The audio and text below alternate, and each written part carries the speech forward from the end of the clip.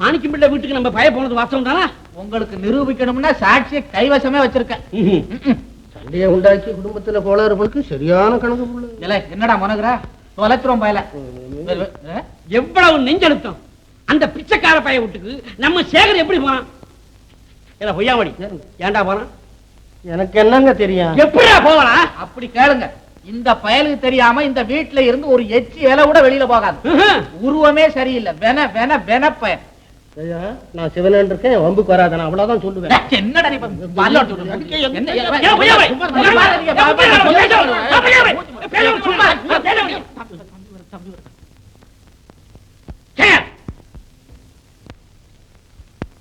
வாங்க.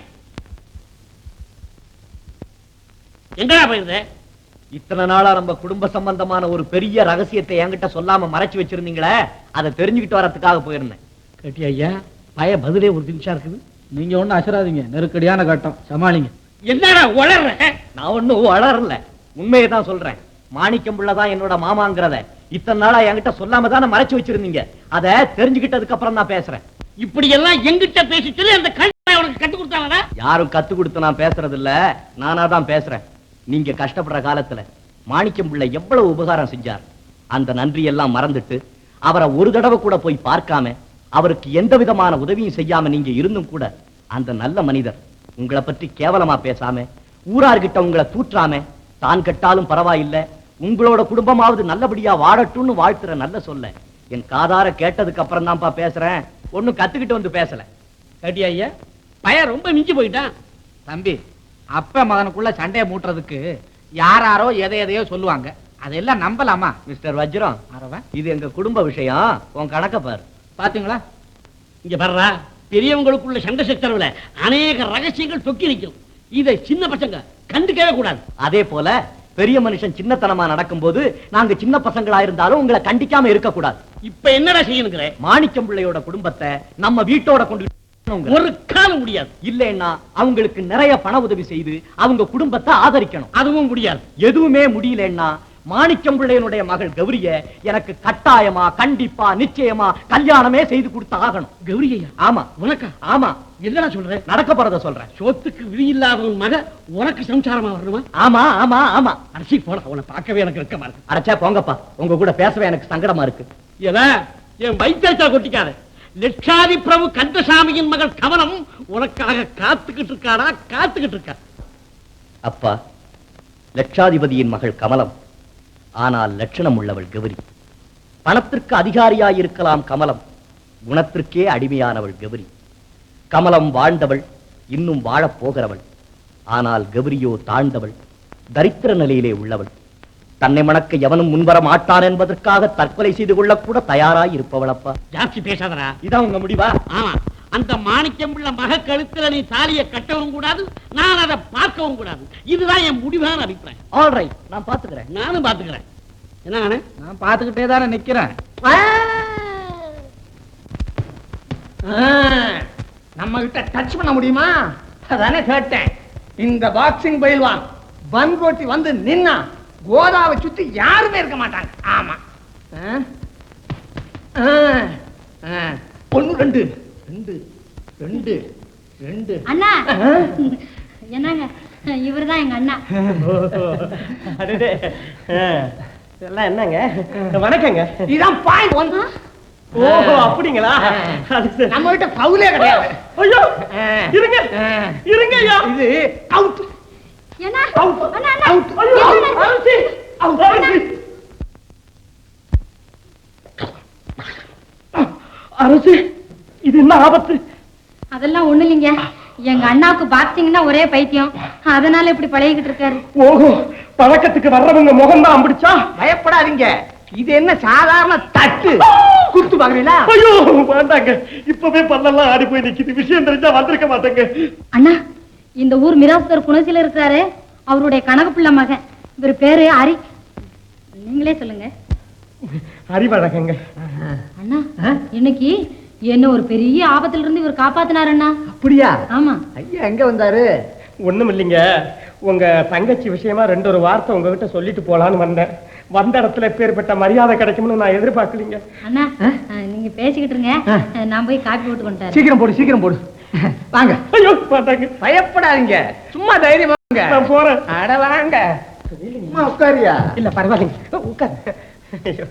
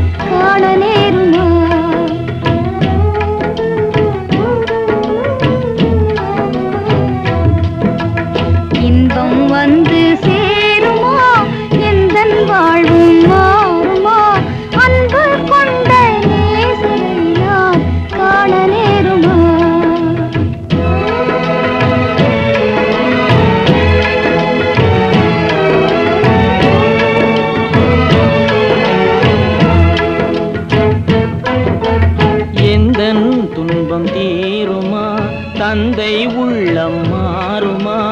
அன்பு கொண்ட காதலில் துன்பம் தீர்க்கலாகுமா?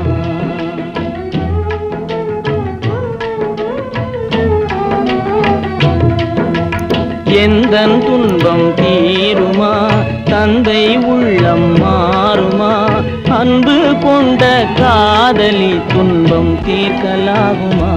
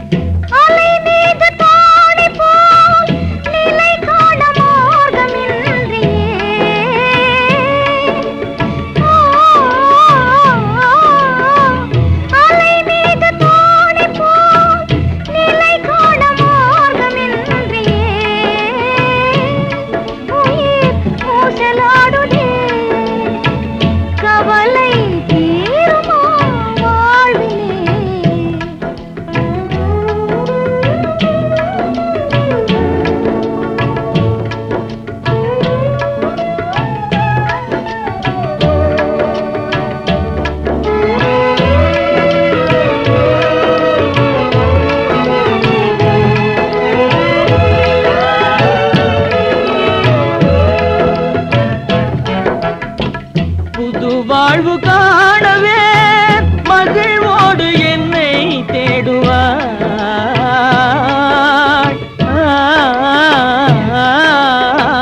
புது வாழ்வு காணவே மகிழ்வோடு என்னை தேடுவாய். இனி ஏது செய்வேன்? மனம் போல் யாவுமே ஆகுமா?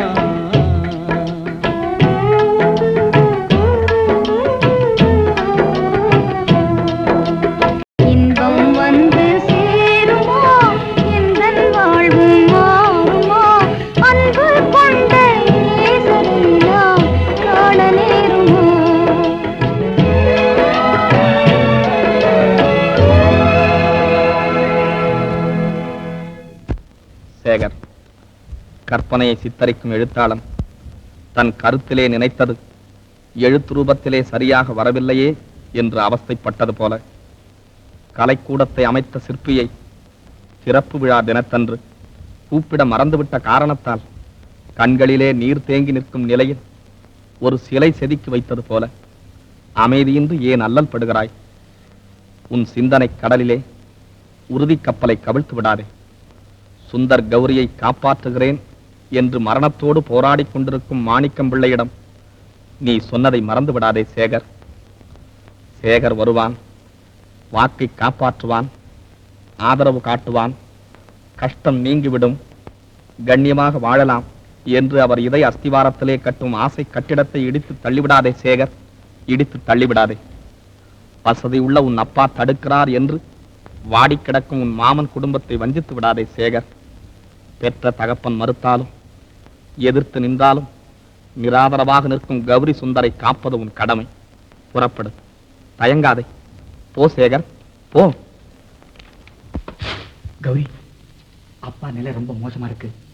பக்கத்திலே இருந்து பாத்துக்க. நான் போய் டாக்டரையும் சேகரையும் கூட்டிட்டு வந்துடுறேன். சரிண்ணா. பாரு, அப்பா பக்கத்துல உட்காந்து அழுதுட்டு இருக்காரு. தைரியம் சொல்லு. என்ன?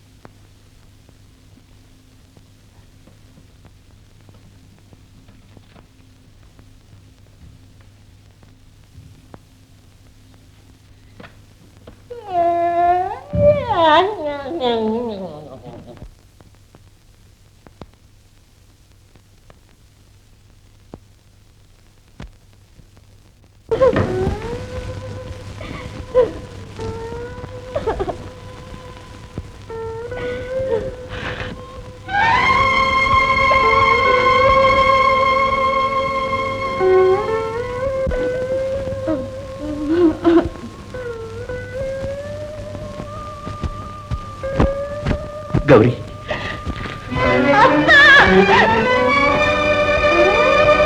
கௌரி, கௌரி, அழாதே. என்னுடைய கோழைத்தனம் தான் உன் தந்தையின் மரணத்திற்கு காரணம். வாழ்நாளிலே பெரும்பகுதி ஏழைகள் உலகத்திலேயே சஞ்சாரம் செய்த உன் தந்தை சேகரும் பணக்காரன் மகன்தானே நம்மை ஆதரிக்கிறேன் என்று சொன்ன வார்த்தையை காப்பாற்றவா போகிறான் என்று பண்பட்ட நெஞ்சு புண்பட்டு போய் ஒருமுறை நிந்தித்து விட்டுத்தான் இறந்திருப்பார். கௌரி, நேர்மையற்ற இந்த உலகத்திலே வாழ்வது தவறென்று நிம்மதியான உலகை தேடி போய்விட்டார். கௌரி, நிம்மதியான உலகை தேடி போய்விட்டார்.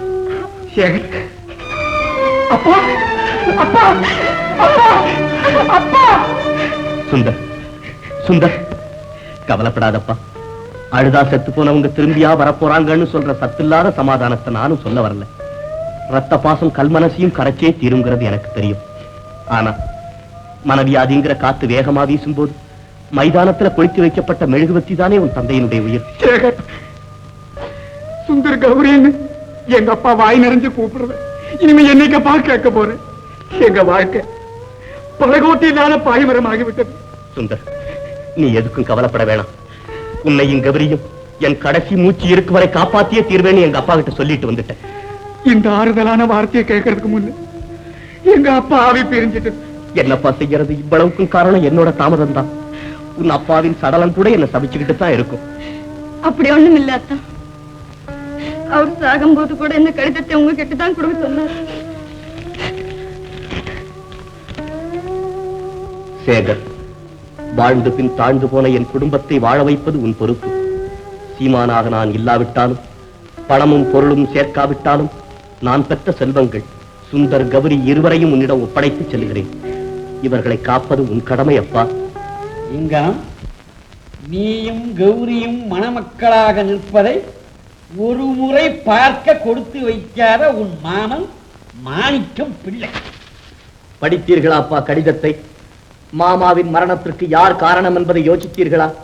பராரியாக நிற்கும் சுந்தர் கௌரியை பார்த்தீர்களா அப்பா? பார்க்கறது என்னடா? அவன் செஞ்ச தீவினைக்கு அவன் குடும்பம் அம்போடு தெருவில் நிற்குது. அதுக்கு நான் என்னடா செய்யறது? ஆஹா, இந்த அழகான உதாரணத்தை இத்தனை நாளா எங்கப்பா புதைச்சு வச்சிருந்தீங்க? மாமா, ஒரு சிறு தவறும் உங்கள் குடும்பத்திற்கு எங்கள் அப்பா செய்திருக்க மாட்டாரு. இறக்கும் தருவாயில் கூட நீங்கள் சுகமா இருக்க வேண்டும் என்று தானே வேண்டிக் கொண்டார். உங்கள் தங்கை பெற்ற பிள்ளைகள் நாங்கள் என்பதையும் மறந்து இப்படி தகாத முறையிலெல்லாம் பேசுகிறீர்களே, இதுதான் கண்ணியமுள்ளவர்களின் செயலா மாமா? டேய் சேகர், இந்த பொருளெல்லாம் வந்து என்ன இடத்துல கண்ணியத்தை பத்தி பேசுற அளவுக்கு கொண்டாந்துட்டியா? நியாயத்தை யார் வேணாலும் கேட்பாங்கப்பா. அதுக்காக ஆத்திரப்பட்டு பிரயோஜனம் இல்லை. மாமா, என் இறுதி வேண்டுகோள் ஒன்று. கௌரியை சேகருக்கு மனம் முடித்து விடுங்கள். என்னை பற்றி அக்கறை இல்லை. நான் எங்காவது போய் பிழைத்துக் கொள்கிறேன். சேகர கல்யாணம் செய்துக்கிறதுக்கு ஒரு தங்கச்சிக்கு என்ன யோகிதை? மாமாப்பா, அவர்களுடைய யோகிதையை பற்றி பேசுவதற்கு உங்களுக்கு என்ன அருகதை இருக்கிறது? ஆத்திரப்படாதீர்கள். மாமா, உங்கள் மனம் போல அந்தஸ்துள்ள பெண்ணையே அத்தானுக்கு மனைவியாக்குங்கள். ஆனா இந்த வீட்டில் அடிமை வேலை செய்யும் பாக்கியத்தையாவது எனக்கு கொடுங்க. இங்க பாரு, உன்னை இந்த வீட்டுல சேர்க்கவும் மாட்டேன். சேகர் உனக்கு கிடைக்கவும் மாட்டான்.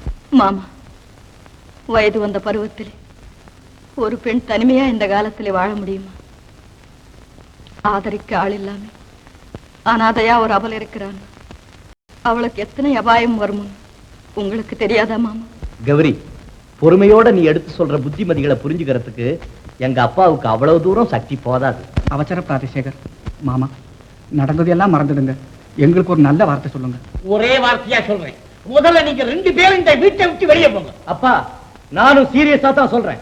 முதல்ல அவங்க 2 பேரையும் வீட்டுக்குள்ள போக சொல்லுங்க. அது உங்க பாட்டரே வந்தாலும் நடக்காது. இதுக்கு மறுப்பு சொன்னீங்க, பிறகு என்ன இந்த வீட்டுல நீங்க பார்க்கவே முடியாது. புறப்படு. இவங்களோட சேர்ந்து தெரு தெருவா அலைஞ்சு சோத்துக்கு தாளம் போட்டா தான் உனக்கு புத்தி வரும். அப்பா, அலையும் நிலை எனக்கு ஏற்பட்டாலும் உடம்பிலே வலுவிருக்கிறது. உழைத்து ஊதியம் பெற்று இந்த இருவரையும் ஆயுள் பரியந்தும் காப்பாற்ற தைரியமும் இருக்கிறது. ஆனால் உங்களைப் போல் உதவி செய்தவர்களுக்கு உள்ளபூர்வமாக துரோகம் செய்ய என் மனம் இடம் கொடுக்காதப்பா. அத்தா, எங்களுக்காக உங்க அப்பாவை பகைக்கிறதா? பேசாம இரு கௌரி. இந்த உலகமே இவர் வீட்டுக்குள்ள அடங்கி இருக்கிறதா அவர் நினைச்சுக்கிட்டு இருக்கார். சேகர், பதட்டப்படாதேப்பா. சும்மாரப்பா, நம்ம 2 பேரும் சேர்ந்து மூட்டை தூக்கினாலும் 30 கௌரிக்கு சோறு போடலாம். புறப்படு சுந்தர், வா கௌரி. புறப்படு. அதுக்காக நான் கவலைப்பட போறது இல்ல. போடா வெளியே. சபாஷ் சேகர், இத்தனை நாட்கள் போராடி இன்றுதான் உனக்கு விடுதலை கிடைத்திருக்கிறது. அப்பா, உங்களுக்கு வணக்கம். நான் போயிட்டு வரவே மாட்டேன். வாங்க போகலாம். தம்பி, ஐயா ஏதோ கோவத்துல சொன்னா அதுக்காக நீ கோச்சுக்கிட்டு வீட்டை விட்டு போலாமா? போட்ட சாப்பாடு ஆடி போகுது. வாங்க தம்பி, சாப்பிடலாம். அடே சண்டாளா, பொய்யாமொழி. இத்தனை நாட்கள் கர்ம சோற்றிலே வளர்ந்த இந்த சரீரம் இனிமேலும் சுகமாக உட்கார்ந்து சாப்பிடாது. இந்த கட்டை வெளியே போய் கூலி வேலை செஞ்சு உழைச்சு தாண்டா சாப்பிடும். இந்த வீட்டு சாப்பாட்டை நாய் சாப்பிடாது. இந்த 2ஐயும் சாப்பிட சொல்லு. வாங்க போகலாம். அப்பா, குட் பை.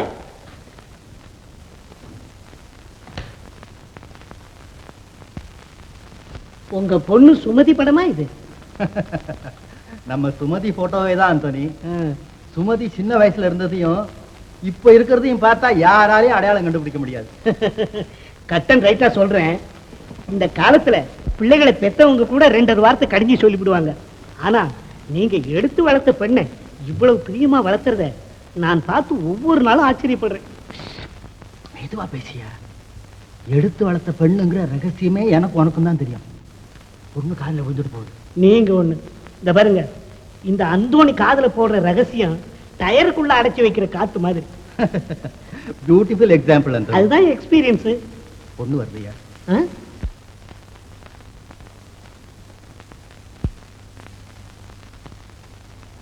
அப்பா, என்ன வாத்தியார் சார்கிட்ட ஏதோ பலமா ஆலோசனை நடத்துறீங்க போல் இருக்கு.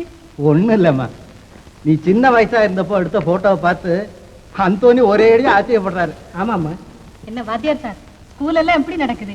உன் பேரால நடத்துற ஸ்கூலுக்கு ஒரு நாளும் குறைவு வராதுமா. பிள்ளைகள் கணக்கு அதிகமாகிட்டே போகுது.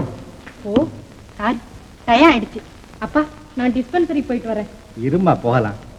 அந்தோனி, சுமதியை டாக்டர் வேலைக்கு படிக்க வச்சு ஒரு பிரசவ ஆஸ்பத்திரியை கட்டினாலும் கட்டினேன்.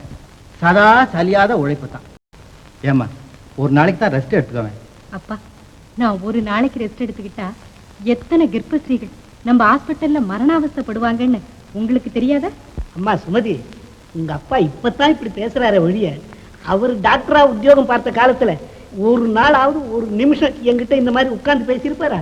வாத்தியாத்தா, உண்மையா பாடுபடணும்னு நினைக்கும் போது யாருக்கும் ஓய்வே கிடைக்காது. வாஸ்தவம் தான்மா. அப்பா, நான் வரட்டுமா? சரிம்மா. மாயாண்டி,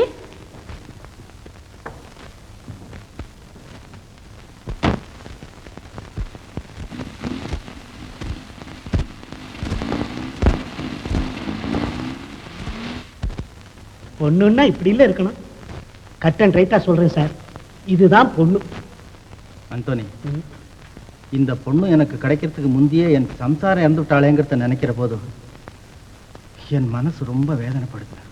ஆமா, நம்ம சுமதியோட அவங்க அப்பா அம்மா யாராவது இதுவரை தேடிக்கிட்டு வந்ததாக ஏன் மறுபடியும் அதையே பேசிட்டு இருக்க? இந்த பொண்ணு கிடைச்ச ஒரு வாரத்துக்குள்ளேயே செங்கல்பட்டுல மிராஜ்தார் குணசீலங்கிறவரு தம் பொண்ணை காணும்னு பேப்பர்ல எல்லாம் விளம்பரம் கொடுத்திருந்தாரு. அப்பதான் இந்த பொண்ணு பேரையும் மாத்தி சுமதின்னு வச்சுட்டேன். செய்ய வேண்டியதுதான். என்னமோ கால வித்தியாசம், உங்களுக்கு நடக்க முடியாதபடி கால் இந்த மாதிரி ஆயிட்டுது. இப்ப இந்த பொண்ணும் இல்லைன்னா உங்க மனசுக்கு ஆறுதல் ஏது? உங்க சொத்துக்கு தான் வார்த்தை ஏது? அந்தோனி, இனிமே இதை பத்தி பேசவே பேசாது. கட் அண்ட் ரைட்டா சொல்றேன் சார், இதுதான் கடைசி தரம். அப்போ ஸ்கூலுக்கு டைம் ஆச்சு, நான் வரட்டுங்களா? ஆல்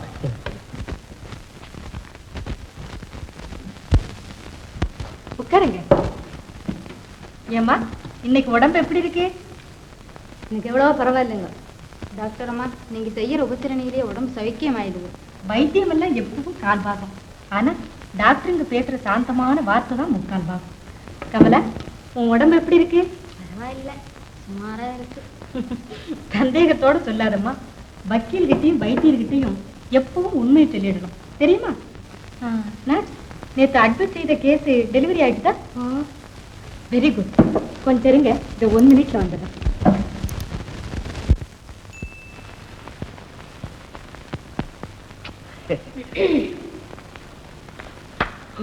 அரசே, வா உட்காரு. எப்போ வந்த? ஆமா, எங்க உங்க அப்பா அம்மா எல்லாம்? அப்பா வெளியில போயிருக்காரு, அம்மா உள்ள இருக்காங்க. அம்மா, அம்மா, மம்மி. ஏன்டா இப்படி உங்க அப்பா மாதிரி அலற? இல்லம்மா, என் ஃப்ரெண்ட் வந்திருக்காரு, அவருக்கு ஏதாவது காஃபி கிஃபி கொண்டு வந்து கொடுங்கம்மா. வேறண்டா, இந்த தம்பி யாரா?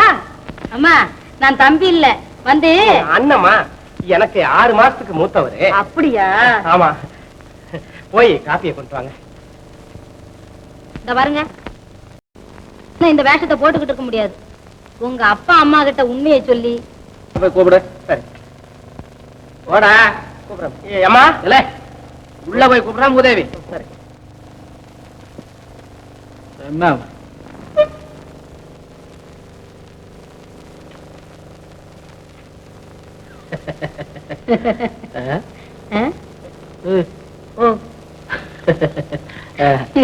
ஐயா, நீங்க யாரு? ஆளை பார்க்கும்போதே தெரியலையா?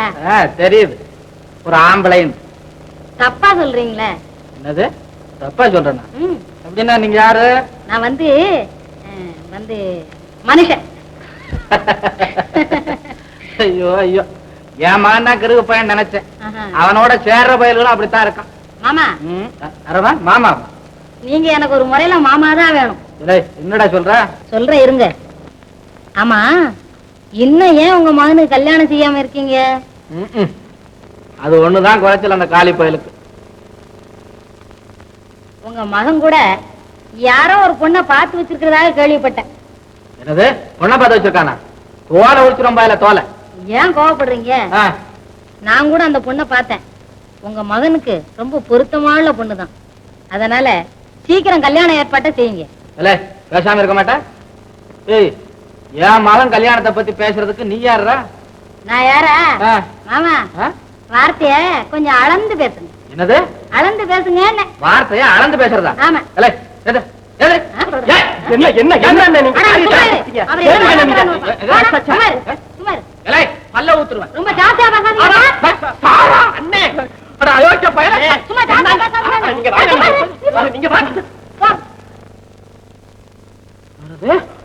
பொம்பளையா? ஆமா, உன்னேதான். நாளைக்கு உங்களுக்கு மருமகளா வரப்போற எழிலரசியும் நானே தான். ஏன் ஆச்சரியப்படுறீங்க? எழில அரசியா? பேர பாரு, கடுக தாளிச்சு கொட்டின மாதிரி. எல்லாம் ஒன்னாலதான்டா. ஏண்டா இதெல்லாம் என்ன வேணும்? இருக்கட்டும், அவளை கூப்பிடுறேன், அவளே வந்து நேர்ல பாக்கட்டும். ஏ வாடாமல்லியா, ஏ வாடாமல்லியா, கருமம் கருமம், இதை வந்து பாரு.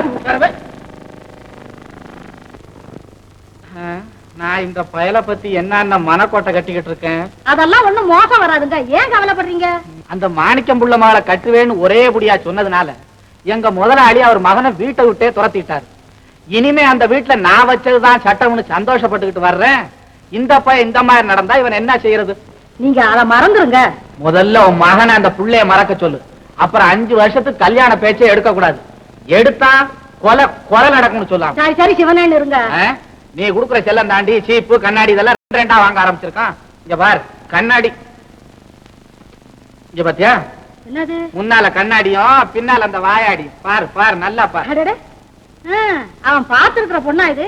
நல்லாதான் இருக்கா மூக்கு மொழியுமா? இவளுக்கு என்னங்க? நீயே பாரு. அவனை பெத்தவதானே, அவன்ல பாதியாவது இருக்க வேணா? கொண்டாடி படே. இல்ல, உங்களாட்டம் இருக்கணும்.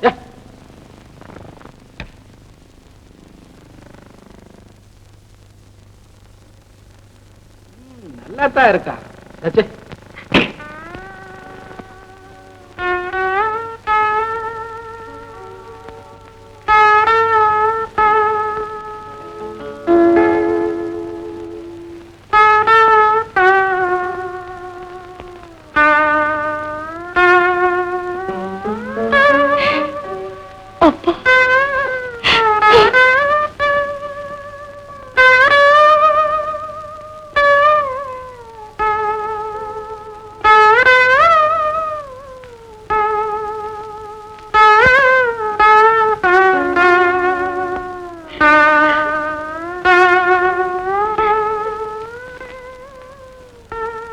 கௌரி,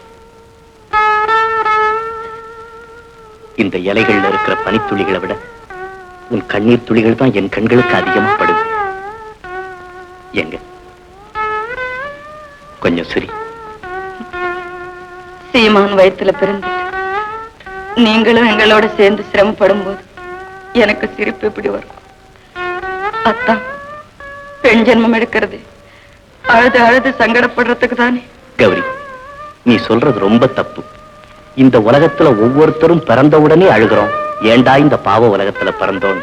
அதுக்கு நீ என்ன சொல்ற?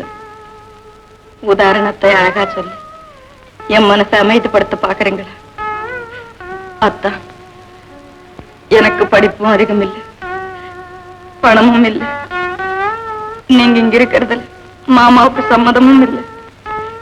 இவ்வளவு எதிர்ப்புல கௌரி, இந்த உலகமே எதிர்த்தாலும் சரி, சேகரும் கௌரியும் தம்பதிகளாத்தான் வாழ போறாங்க. அத்தா, அத பார்த்தீங்களா? கருமேகம் சந்திரனை மறைக்குது. அதே மாதிரி எனக்கு எவ்வளவு ஆதரவு காட்டுறீங்களோ அவ்வளவுக்கு உங்களுக்கு கஷ்டம் வந்துகிட்டு தான் இருக்கும். கௌரி, நிலவுக்கு நிலையான வாழ்வு கிடையாது. ஆனா நீயும் நானும் மன உறுதியோட இருந்தா என்னன்னைக்கு நிரந்தரமா வாழலாம். வறுமையில வாடி வதங்கி போனவங்க கிட்ட மன உறுதி குறையாதான். ஆனா உங்க அந்தஸ்துக்கு தகுந்த ஆடம்பர வாழ்வை அணைக்க போறீங்களா? கௌரி, கடற்கரையில கட்டி விளையாடுற மணல் வீடு தானே ஆடம்பர வாழ்க்கை. நமக்கு நேர்மைதான் வீடு, நீதிதான் வாழ்வு, அன்புதான் ஆடம்பரம். சரிதானே? அன்பு அதிகமாயிட்டா சதா எதையாவது பேசிக்கிட்டே இருக்க சொல்லுது இல்லையா? அதோட மட்டும் இல்ல, ஆசையும் அதிகமாயிட்டா சதா எங்க போனாலும் கூடவே சுத்திக்கிட்டு இருக்க சொல்லுது இல்லையா? பொல்லாத பேச்சுக்காரன் நீங்க. எல்லாரும் அப்படித்தான் சொல்றாங்க. உங்க பேச்செல்லாம் வெறும் வார்த்தையாவே போயிடாது. கௌரி, வாழ்க்கையில வர்ற புயல், இடி, மின்னல், மழைக்கெல்லாம் இந்த சேகர் பயப்படவே மாட்டான், தெரியுமா உனக்கு? என்ன இது லெட்டர்? அண்ணன் இங்க காணோம். உங்க அண்ணனோட லெட்டர் தான். அண்ணன் லெட்டரா? என் இரு கண்களுக்கு சமமான சேகர் கௌரிக்கு சுந்தர் வரைந்த இறுதி கடிதம். வறுமை நீடிக்காது. வருங்காலம் பலம் பெற்று வாழ்வீர்கள். இடைக்காலத்தில் நான் ஒருவன் இருந்து கொண்டு உங்கள் இருவருக்கும் சிரமம் கொடுக்க பிரியப்படவில்லை. மனமாற வாழ்த்துவிட்டு பிரியாமல் பிரிந்து போகிறேன். சேகர், வீடு கடந்து சென்ற என்னை தேடி சிரமப்படாதே. தேடினாலும் பயன்படாது. எனக்காக நீ செய்யும் முயற்சிகளை என் தங்கைக்காக பயன்படுத்து. ஒரே ஒரு வார்த்தை, களங்கமறியாத கௌரியை கடைசி வரை காப்பாற்றுவாய் என்ற தைரியத்தோடு பிரிந்து போகிறேன். என் உடன் பிறந்த ரத்தம் என் பிரிவை கண்டு துடிதுடிக்கும். தேறுதல் சொல்லு. என் கண்களிலே கண்ணீர் மறைக்கை கடிதத்தை முடிக்கிறேன். சுந்தர். கௌரி, அப்பா இறந்து போய் என்ன பிரிஞ்சுட்டாருன்னு அண்ணன் உயிரோடு இருக்கும் போதே என்ன பிரிஞ்சுட்டார். கௌரி, வாழ்க்கையில வர்ற புயல், இடி, மின்னல், மழைக்கெல்லாம் பயப்படக்கூடாதுன்னு கொஞ்ச நேரத்துக்கு முன்னாலதானே நான் சொன்னேன். சுந்தர் ஆண்மகன், எங்க போனாலும் எப்படியாவது படைச்சுக்குவான். என்னை அனாதையா விட்டுட்டு போக அண்ணனுக்கும் மனசு புரிஞ்சுட்டு. பைத்தியக்காரி, நான் ஒருவன் இருக்கும்போது நீ எப்படி அனாதையாவாய்? சாவு வந்தாலும் சரி, நாம் இருவரும் ஒன்றாகவே சாகலாம்.